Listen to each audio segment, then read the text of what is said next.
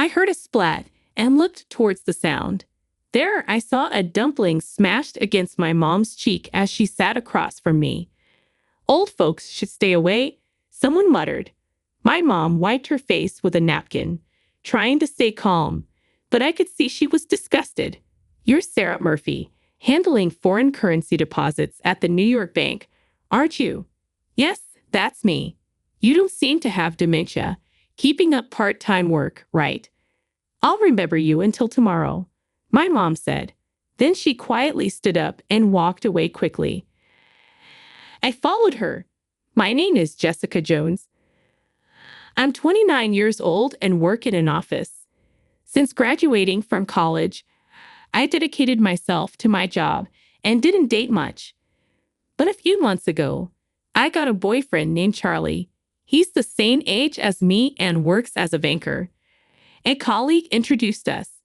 Charlie is nice, gentle, and polite to everyone, which made me feel comfortable with him.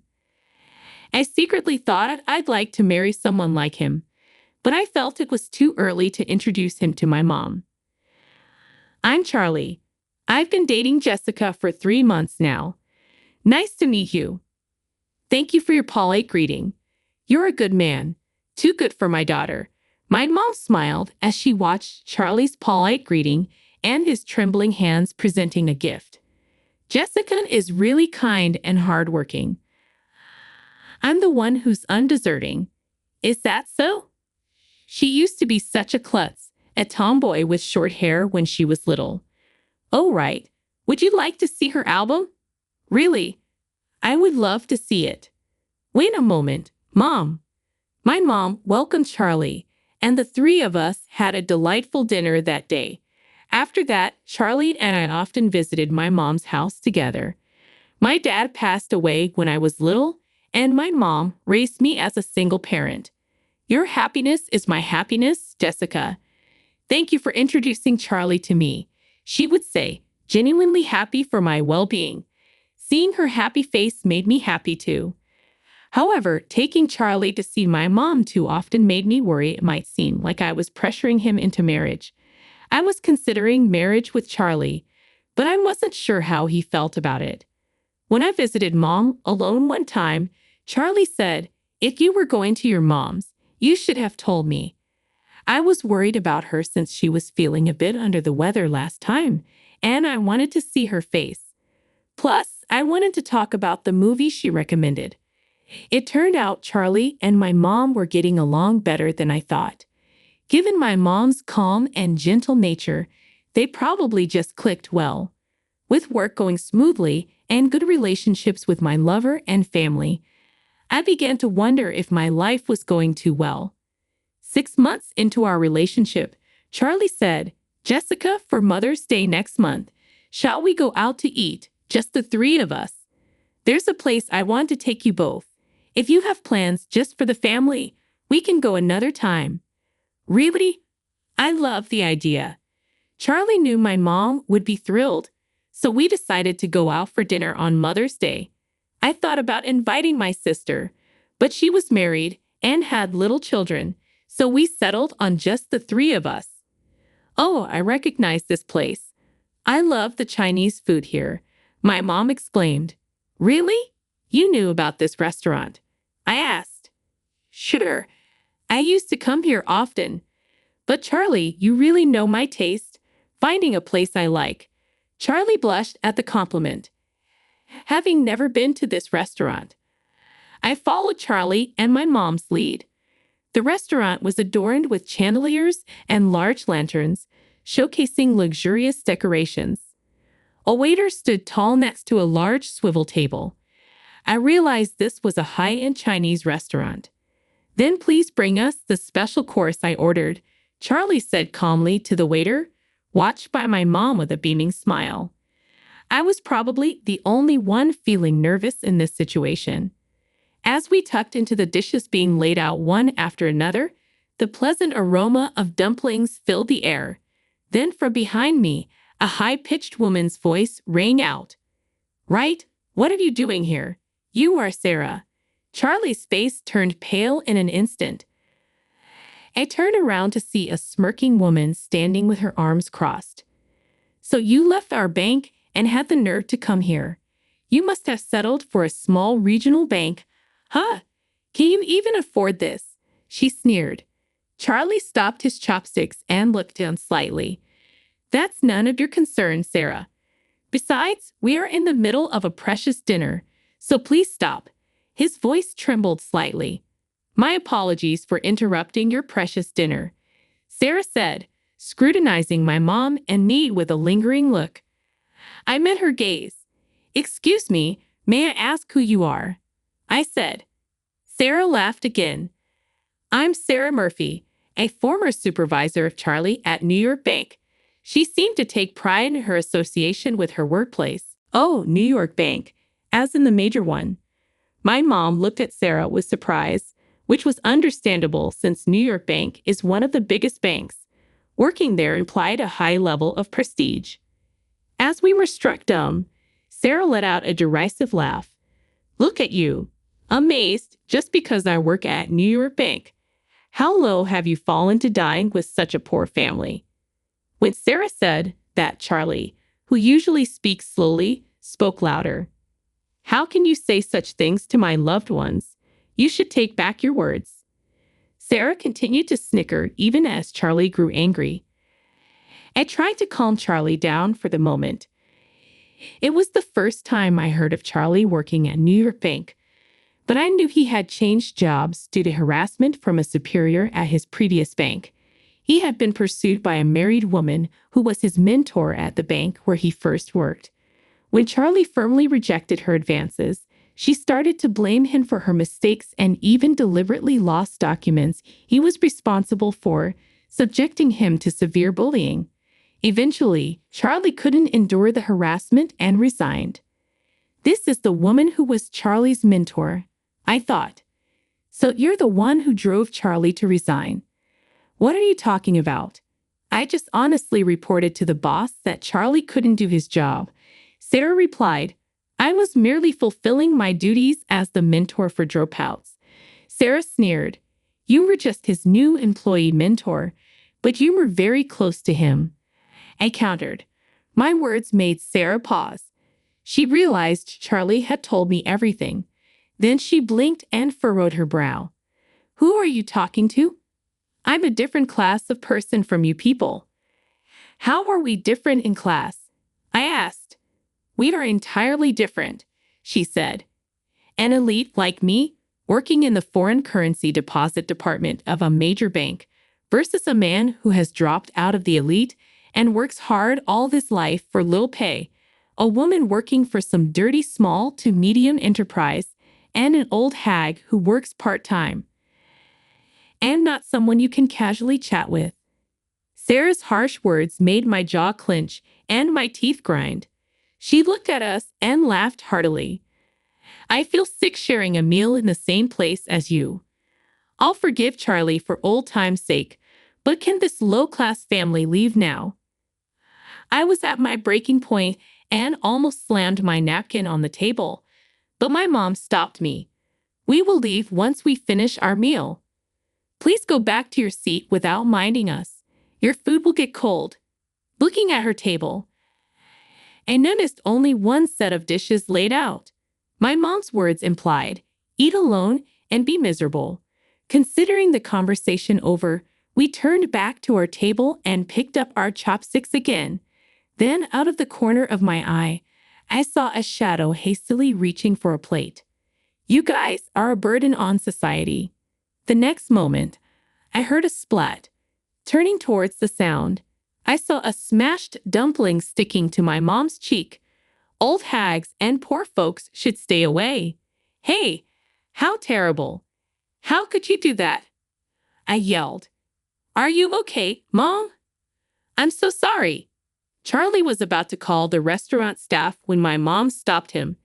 It's not right to throw food, especially something so hot. While she wiped her face with a napkin, trying to remain calm, her expression was full of disgust. Sarah laughed loudly at this sight. Let's just leave. This meal is ruined anyway. You're Sarah Murphy from New York Bank, handling foreign currency deposits, right? That's correct. It seems you don't have to worry about dementia yet. Keep up the part-time work. Sure, I will remember you well until tomorrow.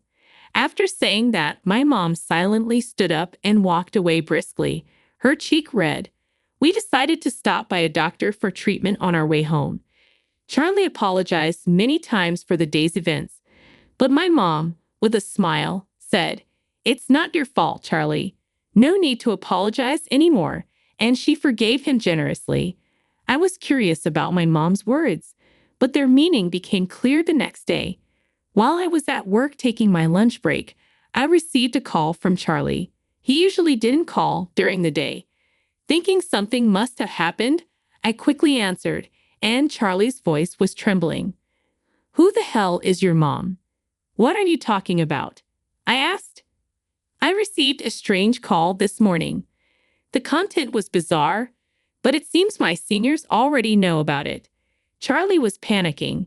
His thoughts jumbled as he spoke. Unable to understand what Charlie was trying to say in his panic, I decided to listen to his story after work. We decided that if it involved my mom, we would talk about it with her as well, so we headed to my mom's house. "Hi, Jessica." "Charlie, what is it?" "Craving my baked potato again." "Baked potato? I love those. But no, that's not why we're here. Was it you who called my bank expressing interest in doing business?" "Really? Is that true, Mom?" While tying her apron, my mom smiled mischievously. "That's right. I'd like to do business with your bank from now on, my dear banker." Charlie looked utterly flabbergasted. "Charlie, what business?" As I asked, Charlie took a deep breath, trying to calm himself. Then the doorbell rang. Just in time. "Come on, you two, join us." "What?" When my mom opened the door, a tall man followed by a smaller, hunched-over Sarah stood there. "Why is the president of New York Bank here?" The man, sweating and offering a luxurious gift, appeared to be the president of New York Bank. "We are here because of the sudden account closure." "What has happened?" "I have decided never to do business with your bank again," my mom stated with an unusually sharp tone, uncharacteristic of her usual gentle demeanor. The president was in a panic, his shirt collar soaked with sweat. My eyes met Sarah's, but she quickly turned away. "Please let us know if there is anything we can do. However, we earnestly request you to reconsider the cancellation of the $150 million deposit," the bank president pleaded. "So the phone call I received this morning wasn't a lie," Charlie murmured, eyes widening in realization. "You were the ones who refused, right, Sarah Murphy? You said our classes as people are different, that you feel sick being in the same space as someone lower class like me, right? Then you wouldn't want to hold on to my money either." "That's not what I meant." Sarah struggled for words, her eyes darting around. The bank president turned sharply towards her. "Did you say that? Do you not know who this woman is? She is Carol Jones, one of the top 3 investors in the USA. A legendary figure indeed." My mom was a well-known legendary investor with a net worth of several $billions who had entrusted $150 million to New York Bank for management. However, due to the incident with Sarah, she decided to cancel this deposit. Realizing the gravity of her actions, Sarah trembled. "What are you doing? Apologize to her," the president demanded. "I am truly sorry," Sarah said, her voice shaking. My mom watched them apologize with quiet disdain. "No, I will not forgive you. As I have already decided and mentioned on the phone, please transfer my deposit to the designated bank by the end of this month." "I am so sorry. Please, I beg you to reconsider. I didn't know who you were and was rude, but such an incident will never happen again. If you judge people by their appearance and act so rudely towards them, then I can't trust you," my mom replied sharply. Sarah swallowed hard at my mom's words, collapsing to her knees. "Please, I'm really sorry." I was astonished to see two adults, Sarah and the president in suits, apologizing profusely to my mom. However, my mom did not nod in agreement. Sarah, realizing she was not forgiven, looked up and then made eye contact with me and Charlie. She crawled over. "What are you doing?" I asked. "Jessica, Charlie, I'm so sorry. Please forgive my rudeness." Sarah continued to apologize loudly, dripping with sweat. Then she gave a creepy smile and started talking to us. I never thought Charlie would be dating such a high-class daughter. You were something. Birds of a feather flocked together. Charlie's brows furrowed naturally upon hearing Sarah's words. The president then asked, "Excuse me, do Charlie and Sarah know each other?" Sarah visibly paled at the president's question. Charlie clenched his fists tightly and took a deep breath. "Yes, I used to work at New York Bank a few years ago. Sarah here was my new employee mentor. Is that so? Well, if you're interested, would you consider working at New York Bank again? We can certainly offer you a very good position," the president suggested to Charlie with a smile. After a brief silence, Charlie looked straight at the president and said, "No, thank you.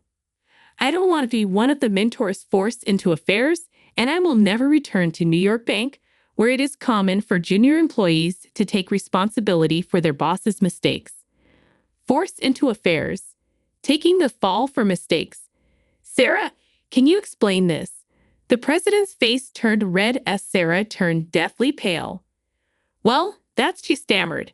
"Do you realize what would happen to our bank if this comes to light?" The president's concern wasn't just about the bank. His anger was different from that of a boss scolding his employee. It was a look of contempt and sadness directed at Sarah. "Excuse me if I'm mistaken, but could it be that you, the president, also have something with Sarah?" I asked. The president looked down quietly, and then drops of water, different from sweat, fell to the floor.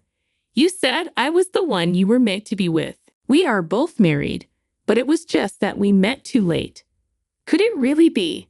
I was speechless at the shocking turn of events. While we were taken aback, the president confronted Sarah, who had been having affairs at work despite being married. Moreover, she was using these affairs not just as flings, but to continue her relationship with her boss to advance her career. Sarah just hung her head in shame. The president was devastated by the shock of learning the truth. I felt a rush of anger. "You sure looked down on us, didn't you? Well, I have a prestigious education and landed a job at New York Bank, and you think engaging in such despicable acts makes you elite? I just wanted to climb the career ladder," Sarah mumbled. Sarah's eyes darted around, searching for an excuse. "You just admitted that you're incompetent and can't do your job," I said. "Wow, you judged us solely by our appearance, calling us poor.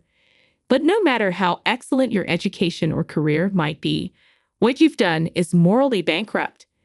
Now you will face the consequences." After a moment of silence, my mom chuckled and clapped her hands loudly once. "That's the end of that. Don't come to my house anymore and don't contact me unless it's to arrange the payment. Now, if you understand, please leave." The president walked away listlessly, followed by Sarah. After they left through the front door, I watched them go for a while, their aura heavy and gloomy. Afterward, my mom's $150 million deposit was successfully transferred to the bank where Charlie works, and the matter was settled for the time being. Charlie's reputation at the bank improved due to this, and it seems certain he will be promoted in 6 months. On the other hand, according to a former colleague of Charlie's, Sarah was fired after the incident. Her sudden dismissal became a topic of conversation among the bank employees, sparking rumors that something had happened. Then someone well-informed about the affair between the president and Sarah exposed the truth in the bank. Furthermore, the wives of her other married lovers demanded alimony from Sarah. As a result, her affairs were revealed to her husband, leading to her divorce. Sarah was in debt for alimony payments and had lost her family. She confessed her affair with the president to the president's wife herself, saying, "It's not fair that I'm the only one who's unhappy." The wife calmly dealt with the confession and demanded alimony from Sarah. After this backfired and accumulated more debt, no one has seen Sarah since. 3 months have passed since then. This Chinese food is always so delicious, but it would have been nice to make up for Mother's Day after all. Paul, Charlie, and Jessica weren't at fault, but we couldn't finish the meal that time. "Right, this is my way of making it up too," I said. We returned to the high-end Chinese restaurant to make up for that day, the three of us dining together again. We just hoped for more peaceful days like these. By the way, Charlie, even if you and Jessica break up, I have no intention of changing the person in charge of my deposit. I dislike relationships where love isn't judged fairly. Hey, Mom, what are you talking about? We're not held together by convenience. If we break up, it'll be clean and clear, right? Charlie's face turned red, even though he hadn't drunk any alcohol. I vow this. Unless Jessica dislikes me, we won't separate. Right, Charlie, you are passionate just like Jessica's dad when he was young.